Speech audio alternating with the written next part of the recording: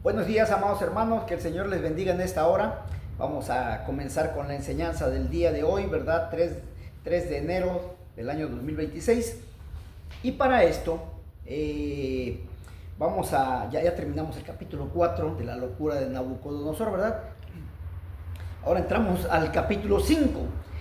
Y este capítulo 5 es importantísimo, hermano, y tiene mucha relevancia en la historia universal, porque aunque nosotros nada más lo único que se escucha en las predicaciones es la escritura en la pared, pero realmente todo el capítulo es verdaderamente maravilloso, es verdaderamente impresionante la historia de este capítulo que muchas veces nosotros pasamos por alto.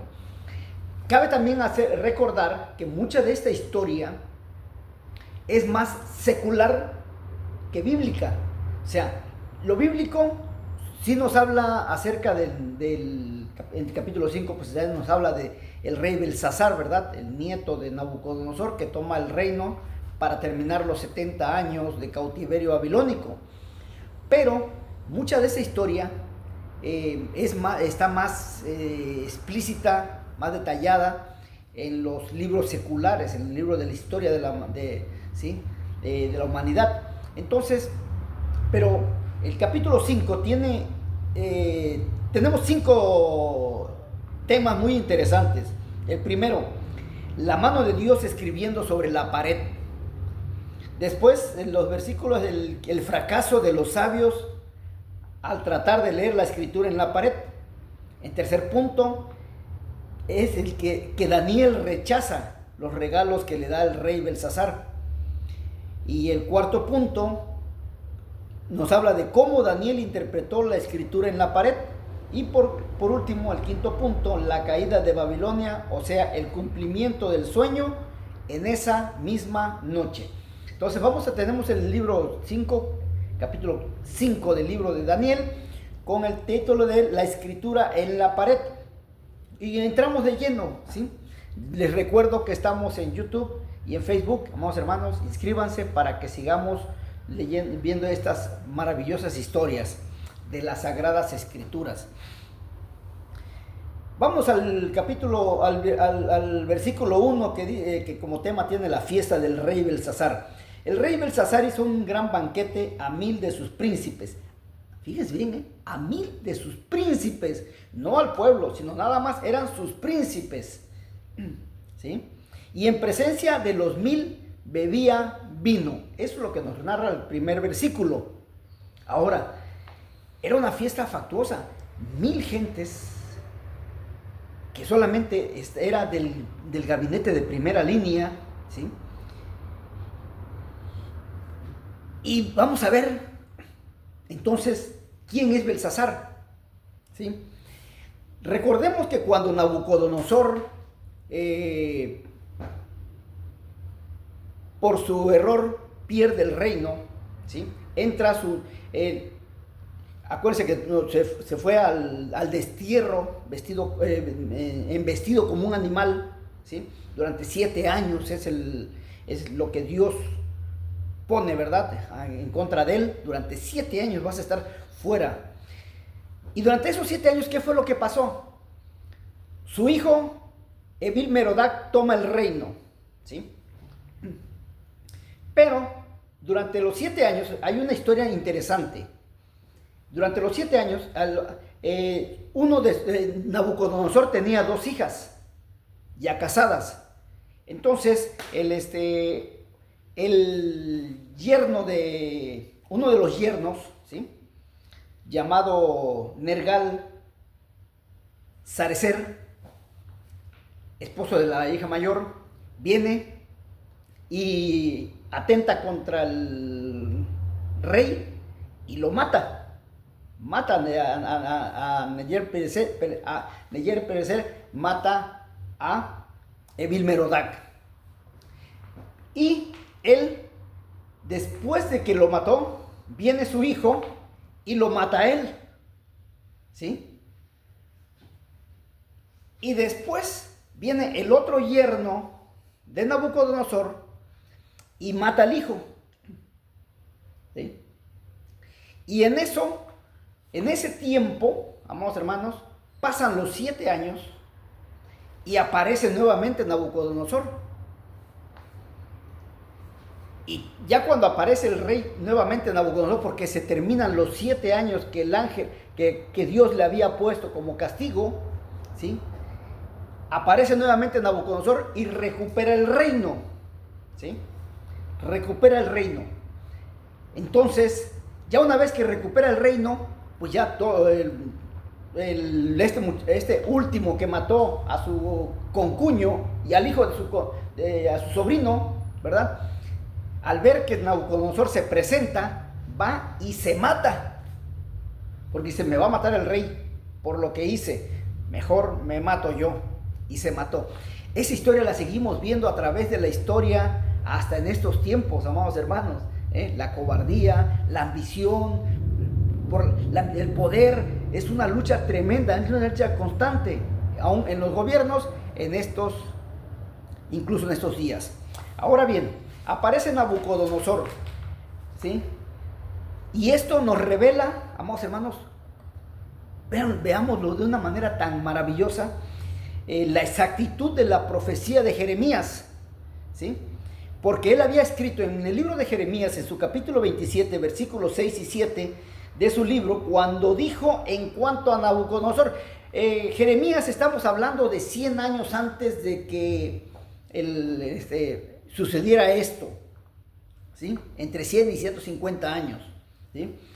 Y Dios le dijo a Jeremías, aunque también ya se lo había dicho a Isaías 200 años antes, le había dicho que iba a venir un reino que se iba a llamar Babilonia, y que iba a haber un rey que iba a llamar Nabucodonosor, y dice, y él va a ser mi siervo. ¿Por qué? Porque él va a hacer todo lo que yo le pida. Y efectivamente, cuando apareció Nabucodonosor, rey de Babilonia, destruye todo Israel en obediencia a lo que Dios le pide. Años más adelante, ¿sí? Viene Jeremías y dice, fíjese lo que dice Jeremías: y ahora yo he puesto todas estas tierras en manos de Nabucodonosor, refiriéndose a Israel, rey de Babilonia, mi siervo, ¿sí? Y aún a las bestias del campo le he dado para que le sirvan. Todas las naciones le servirán a él. Pongan mucha atención en esto. Le servirán a él, a su hijo y al hijo de su hijo, hasta que llegue también el tiempo de su misma tierra y los reduzca a servidumbre muchas naciones y grandes reinos. Entonces, Dios ya le había dicho a Jeremías, va a reinar Nabucodonosor, y después va a reinar su hijo, un hombre que se llamó Evil-Merodach, pero tenía que reinar también su nieto. Y miren cómo se cumple cabalmente toda lo profético de parte de Dios, y cómo cronológicamente la Biblia nos va llevando tiempo tras tiempo. Hoy en día salen los chamanes diciendo que los falsos profetas dando profecías, pero ninguna con cronología y bien detallada, bien definida, como en esta época, como este tiempo. Y aún sigue habiendo profetas, pero hay que distinguir cuáles son los verdaderos profetas de Dios y quiénes son los falsos. Ahora bien, en el reino de Nabucodonosor no iba a haber yernos que reinaran, porque no lo habían dicho así los profetas, sino era el hijo y el hijo de su hijo, o sea, su nieto, ¿sí? Tenemos información adicional de Belsasar en una oración de Nabodio, dirigida a la diosa Luna por su hijo, que fue descubierta en un cilindro de arcilla, que decía: que mi hijo, el fruto de mi corazón, pueda honrar a su divinidad y que no se entregue a sí mismo al pecado. O sea, esta es una historia, un escrito que se encontró en una de las piedras que había en Babilonia, y se encontró desde ese tiempo, ¿sí? Ahora, pero ¿por qué Belsasar no le ofreció el segundo lugar del reino a Daniel? porque Belsasar mismo era el número 2.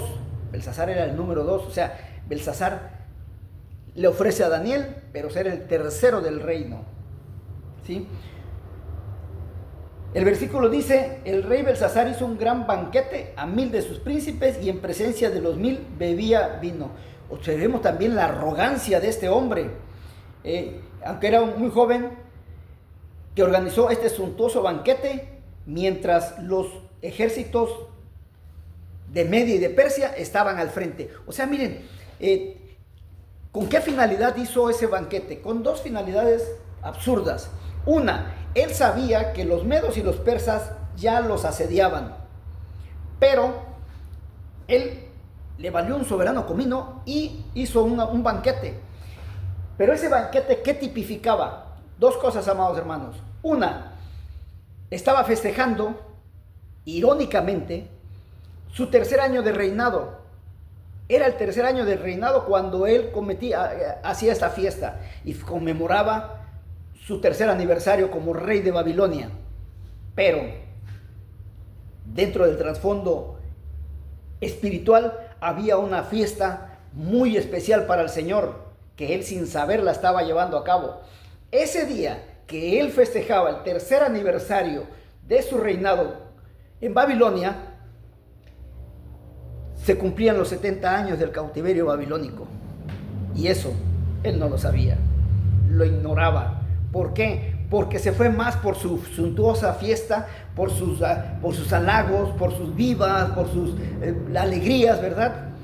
Y ya una vez que él no le tenía miedo a los rivales, porque ya en una ocasión les comenté que estratégicamente Ur de los Caldeos o Babilonia estaba muy bien defendida.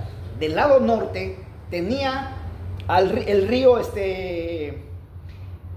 Nilo, que lo protegía.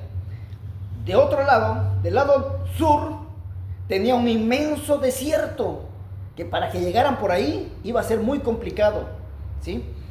Por el lado oeste tenía el río del Jordán, que también lo protegía.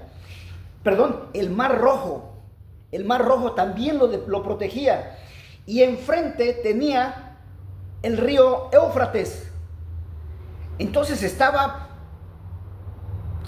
totalmente protegido.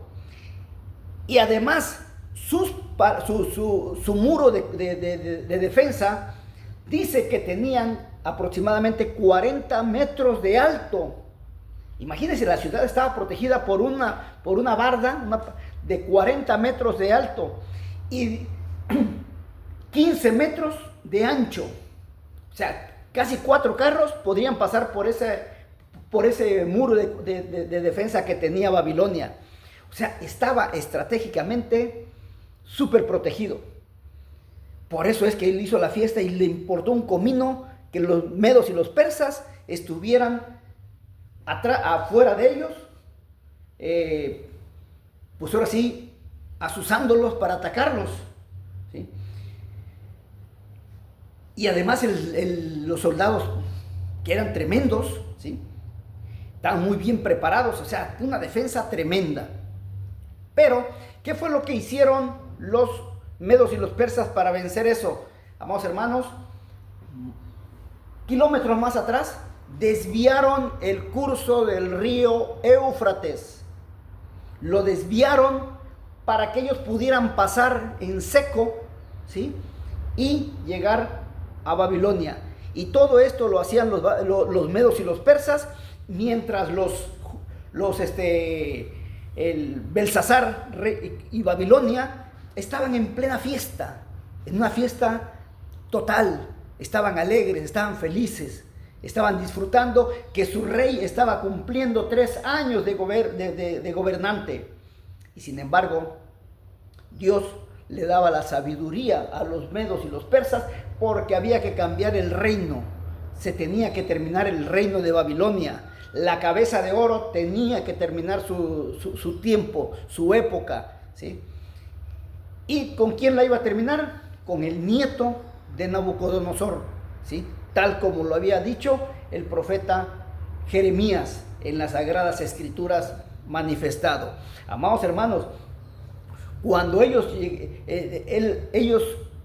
festejaban mientras el enemigo ya los tenía acorralados, ¿sí?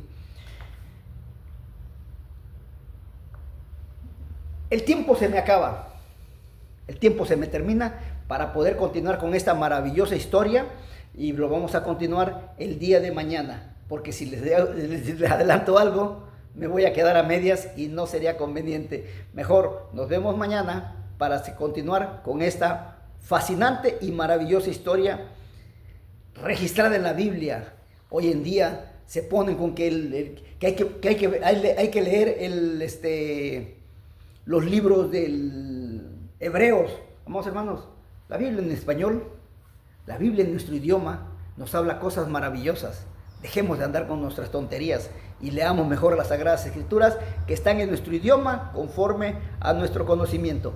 Soy Juan Carlos Muñoz, que Dios les bendiga. Hasta pronto.